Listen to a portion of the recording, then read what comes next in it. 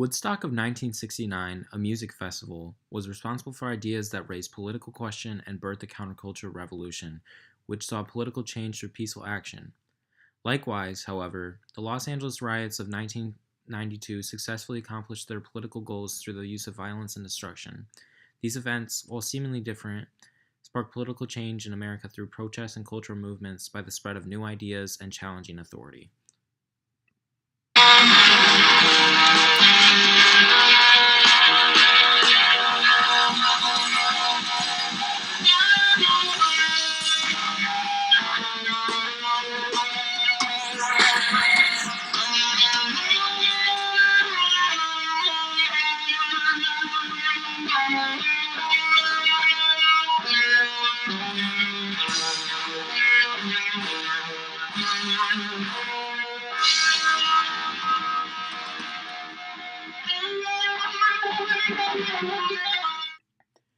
The Woodstock Music Festival began on August 15, 1969, when 500,000 people gathered on a dairy farm in Bethel, New York, after 49-year-old dairy farmer Max Yasgur offered to rent them part of his land.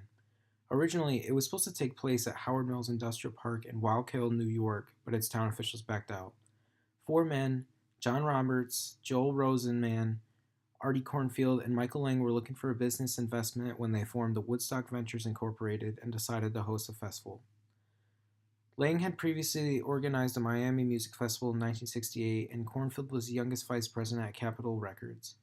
Roberts and Rosenman were New York entrepreneurs involved in building a Manhattan recording studio. Woodstock drew in a lot of attention after being infamously labeled with the simple title, 3 Days of Peace and Music. To get the ball rolling, Creedence Clearwater Revival signed on as the first big-name talent and gave Woodstock the credibility it needed to attract other well-known musicians.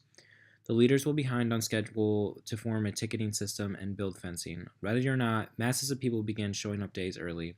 Officials had no way to control the crowd, so they decided to make it a free event. The festival originally anticipated roughly 50,000 people, and to everyone's surprise, over 500,000 showed up. Highways and streets came to a standstill. Many were forced to leave their cars and went the rest of the way on foot. In 1969, the country was deep in controversial Vietnam War, a conflict that many young people strongly opposed. It was also an era of civil rights movement, a period of great unrest and protests. Woodstock was an opportunity for people to escape into music and spread a message of unity and peace. Woodstock's diverse crowd was an embodiment of the rapidly changing time period and stand for political change. It made a cause for an anti-war establishment and brought about ideas of the counterculture movement. Attendee Chris Smith recaps the event. The concert brought together a diverse group of people, mainly young, black and white, rich and poor, middle class, artists, gays, straights, the ideologically dispossessed, philosophers, gurus, hedonists, bikers, Christians, Buddhists, and atheists, who all shared the common bond of alienation and angst that pervades a society struggling to come to grips with an undercurrent of revolution, rejection of all authority, a crumbling of its institutions, and a new world order where freedom of expression, creativity, acceptance of diversity, and equality was fermenting a new consciousness in the crucible of righteous rebellion toward war, over capitalism and inequality.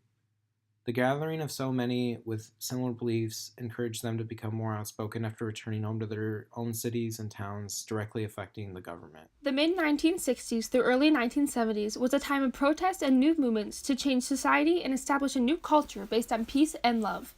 The movement was sparked by a concern over the future that led many people of the younger generation to become more active in social issues such as civil rights, environmental issues, religion, and gay rights issues, as well as anti-war sentiments.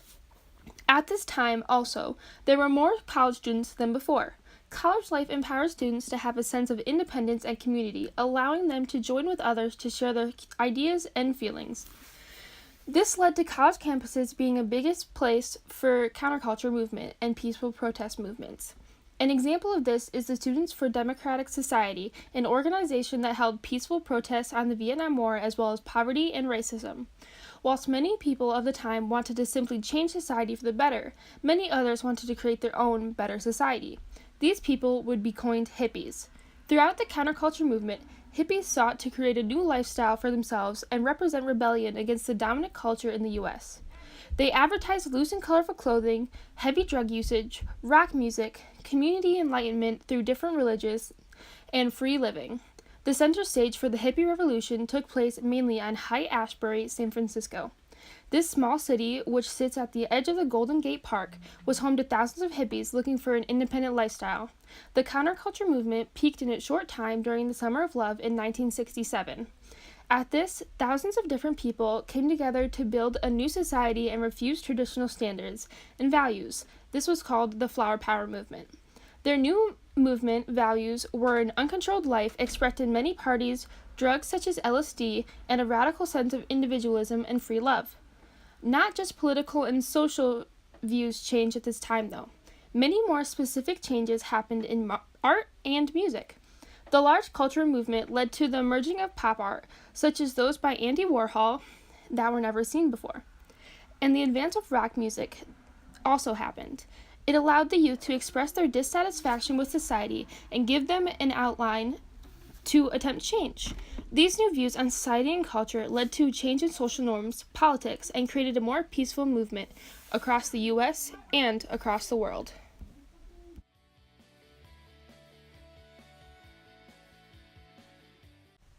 How would you define it as? Oh, it was kind of chaos. I mean, everybody, flower power. I mean, everybody did the flower power.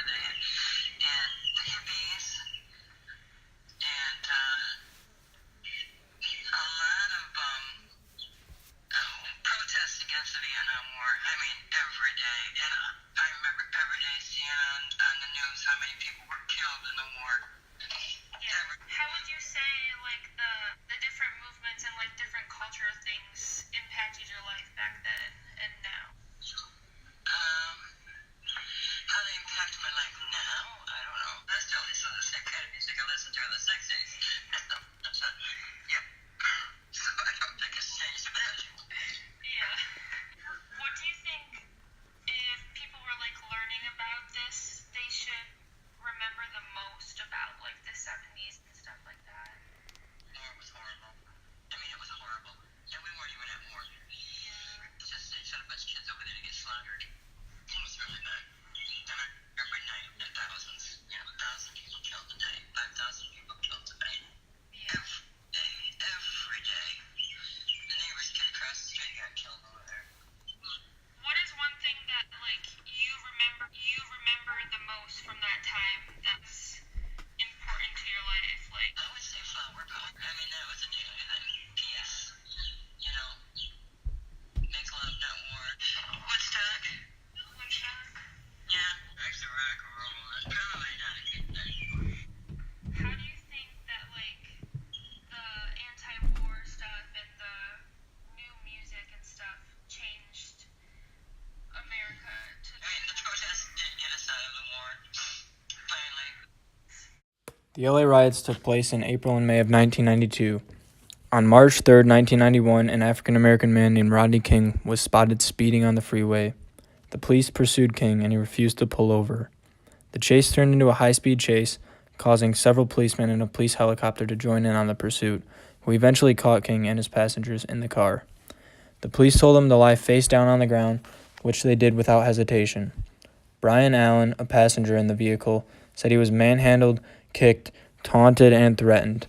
The other passenger was hit in the head multiple times, causing him to endlessly bleed from the head, and suffered brain damage.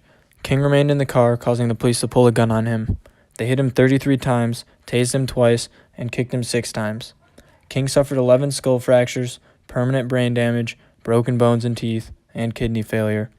4 police of the LAPD were charged with assault and excessive use of force during the incident. On April 29, 1992, following the announcement, thousands of people started to come together to stand up against the actions of the LAPD. Widespread looting, assault, and murder occurred during the 6-day period of the riots. Estimates of nearly $1 billion were proposed by the government. The riots were so out of control that the governor of California, Pete Wilson, declared a state of emergency and sent in the California Army National Guard. George H.W. Bush deployed the 7th Infantry Division and the 1st Marine Division. Going along with the case of Rodney King, Latasha Harlins, a 15-year-old African-American girl, was shot to death by a Korean liquor store owner. The store owner accused the girl of trying to steal a bottle of orange juice, which video later proved she tried to pay the owner at the register when the woman pulled a gun on her. The owner was convicted of manslaughter and could have been sentenced to 16 years in prison. Instead, the white judge let the owner off with probation and a $500 fine. The African-American community was heated after the resulting sentence. Korean immigrants had been accused of treating black customers poorly for many years previous to this case. The riots began 5 months after this incident, and the African-American community got their revenge on the entire Korean population. 2,300 Korean shops were damaged, resulting in $400 million in damages. The Korean shops that were destroyed received very little aid due to their low social status. Through the use of civilian violence, ultimately, order and peace were restored throughout LA County. 63 people were killed, 2,383 were injured, and 12,000 were arrested. The riots led to the end of the LAPD's lifetime tenure for police chiefs, the creation of Civilian Oversight Board, which allows citizens to review actions by the government, and changes in recruitment and training of police officers.